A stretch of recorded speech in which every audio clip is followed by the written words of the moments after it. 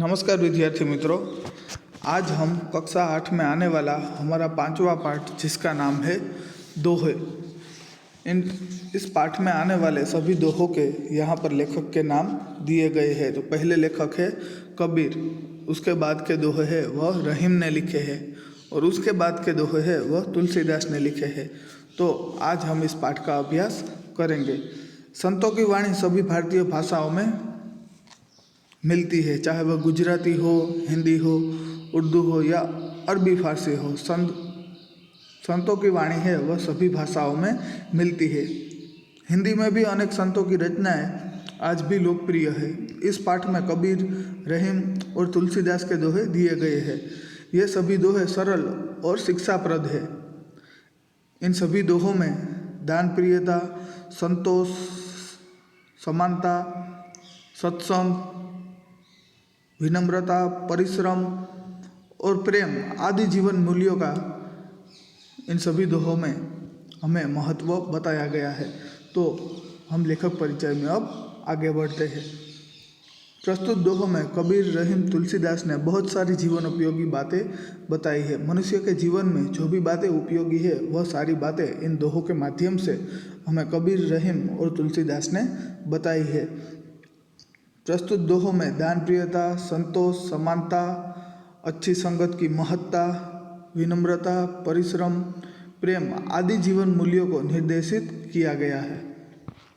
हमारे पहले लेखक है वह है कबीर। कबीर 16वीं शताब्दी के कवि है। वह आपने हिंदू और मुसलमानों को उनकी गलतियों के लिए फटकारा है और दोनों को हिल मिल कर रहने का उपदेश दिया है। जो कबीर है उन्होंने हिंदू और मुसलमानों में जो लड़ाइयाँ होती थी वह लड़ाइयाँ न करने के लिए हिंदू और मुसलमानों को फटकारा है, यानी कि समझाया है, टकोर की है और दोनों को हिल मिल कर एक साथ रहने की शिक्षा दी है, उपदेश दिया है। दूसरे लेखक है हमारे रहीम।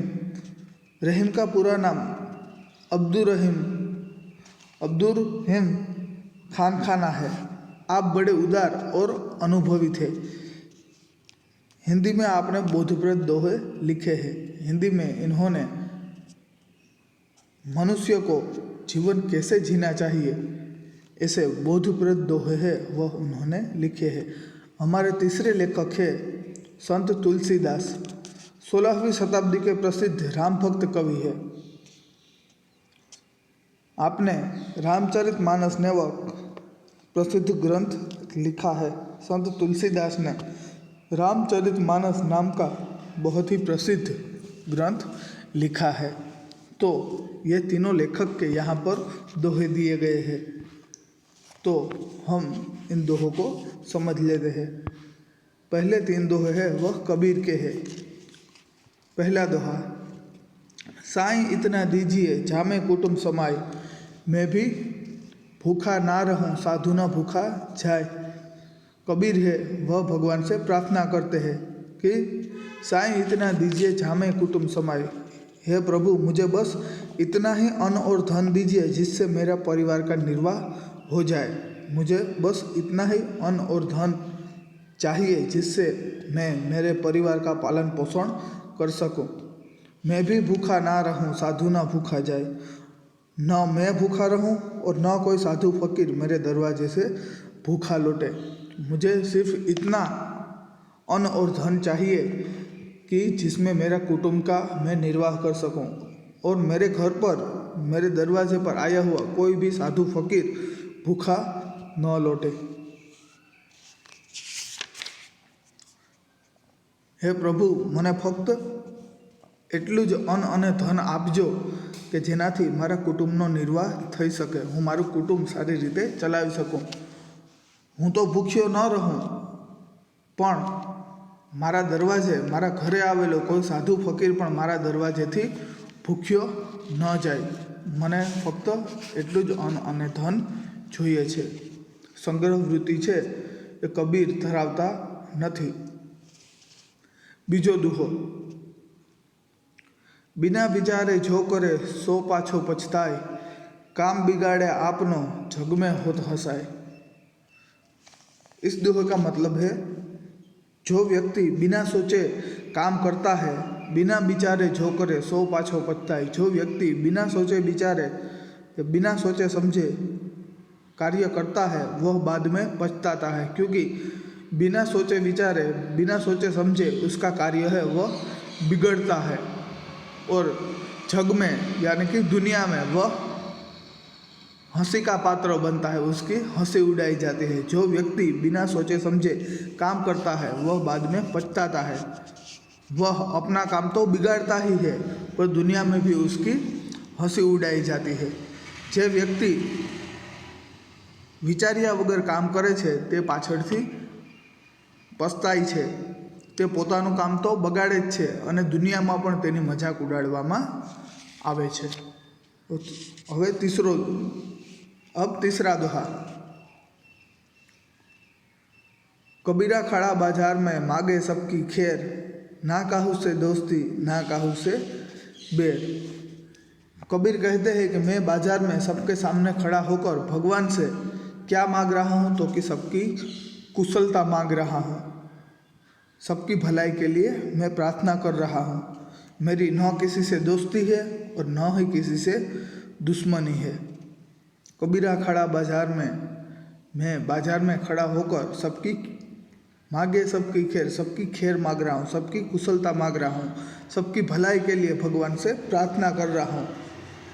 मेरी न किसी से दोस्ती है और न ही किसी से दुश्मनी है, ना काहू से दोस्ती ना काहू से बैर। मेरी किसी से दोस्ती भी नहीं है और किसी से दुश्मनी भी नहीं है। कबीर कहे छे कि हूँ बजार में ऊभो रहीने भगवान पासे सौनी कुशलता मागू छूँ, सौनी भलाई माटे प्रार्थना करूँ छूँ। मारे कोईनी साथे मित्रता पण नथी अने कोईनी साथे दुश्मनी एटले के शत्रुता पण नथी। अब हमारे दूसरे लेखक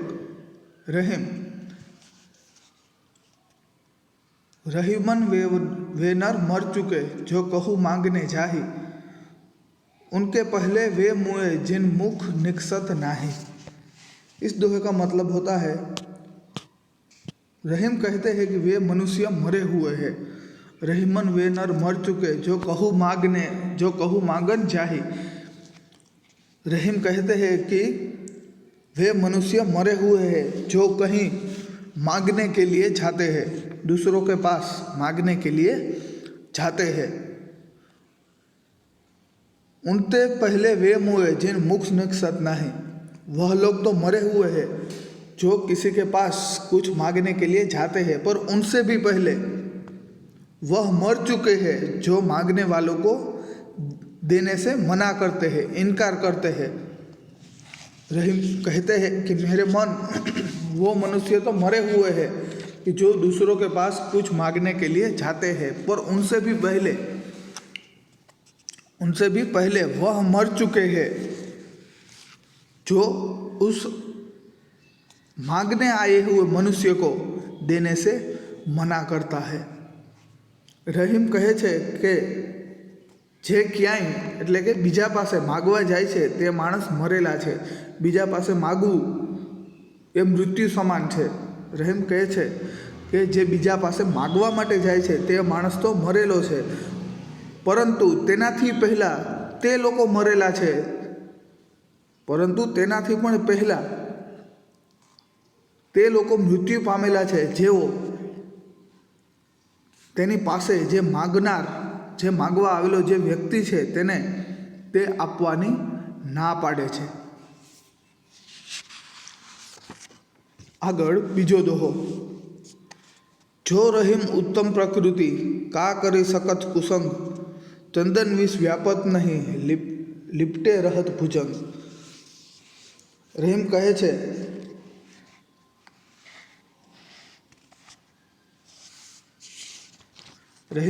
छे कि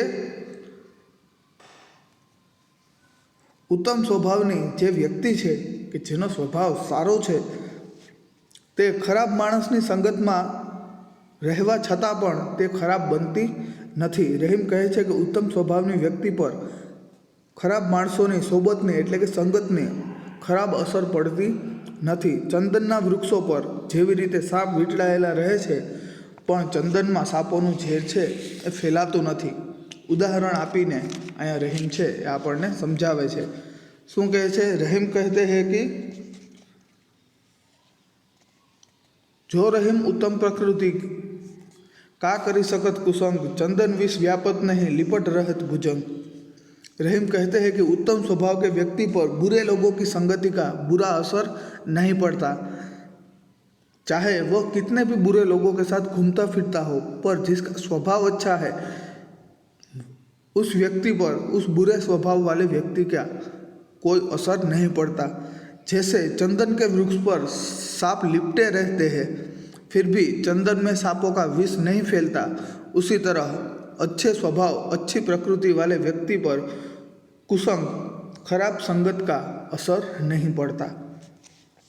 तीसरा दोहा, बड़े बड़ाई ना करे, बड़े बड़ाई ना करे, बड़े ना बोले बोल। रहीमन हीरा कब कहे, लाख टका मेरो मोल। रहीम कहते हैं कि बड़े लोग कभी अपने मुख से अपनी प्रशंसा नहीं करते हैं।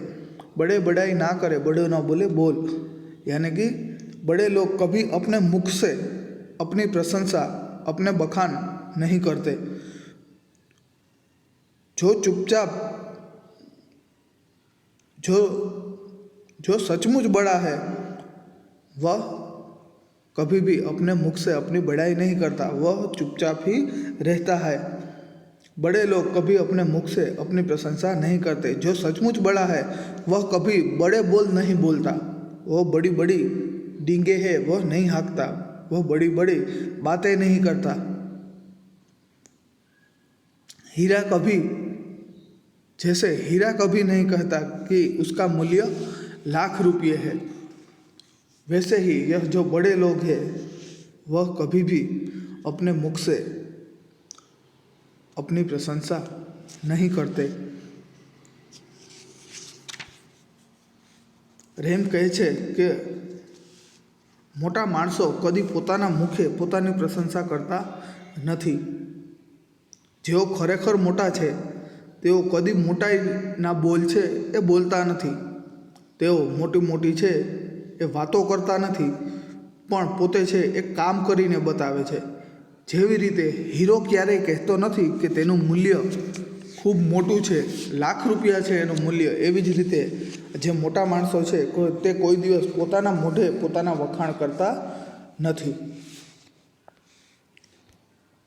अब तुलसीदास के दोहे, आवत ही हर्षे नहीं, नैनन नहीं सनेह, तुलसी वहाँ ना जाइए, कंचन बरसे मेघ।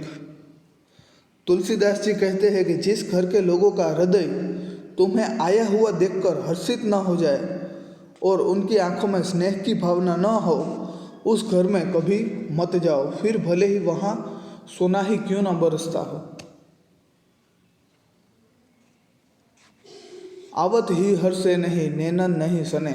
अगर हम किसी के घर पर जाए और अगर वह इंसान हमें आया हुआ देखकर हर्ष का अनुभव न करे और जिसकी आंखों में हमें स्नेह दिखाई न दे, प्रेम दिखाई न दे, वहाँ पर हमें कभी भी जाना नहीं चाहिए। चाहे वह इंसान कितना ही अमीर हो, चाहे उसके घर पर सोने की बारिश ही क्यों ना होती हो, हमें उसके घर नहीं जाना चाहिए। रहीम कहते हैं कि तुलसीदास कहते हैं कि अगर हम किसी के घर पर जाए और उस घर के लोग, उनका हृदय हमें आया हुआ देखकर हर्षित ना हो और उनकी आंखों में हमें स्नेह की भावना, प्रेम की भावना दिखाई न दे, तो उनके घर हमें कभी भी नहीं जाना चाहिए, फिर भले ही वहाँ सोने की बारिश क्यों ना हो। तुलसीदास जी आ दोहामां कहे छे કે તમને આવેલા જોઈને જે ઘરના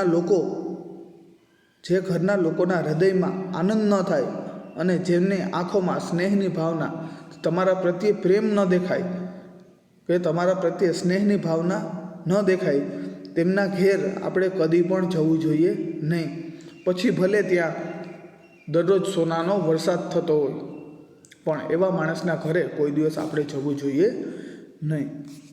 अब तुलसीदास का दूसरा दोहा। बिना धन उधम बिना कहजू पावे कौन, बिना डुलाए न मिले जैसे पंखा को पौन। इस दोहे में तुलसीदास जी कहते हैं कि बिना परिश्रम किए विद्या धन किसने पाया हो। मेहनत किए बिना विद्या और धन किसी को नहीं मिलता। धन पाने के लिए भी काफ़ी मेहनत करनी पड़ती है और विद्या पाने के लिए भी बहुत मेहनत करनी पड़ती है। बिना परिश्रम किए विद्या धन किसने पाया है। बिना विद्या धन उधम बिना कहजू पावे कौन। विद्या और धन उधम किए बिना, मेहनत किए बिना किसने पाया है, यानी कि मेहनत किए बिना विद्या और धन किसी को नहीं मिलता। जैसे डुलाए बिना न मिले जैसे पंखा को कौन।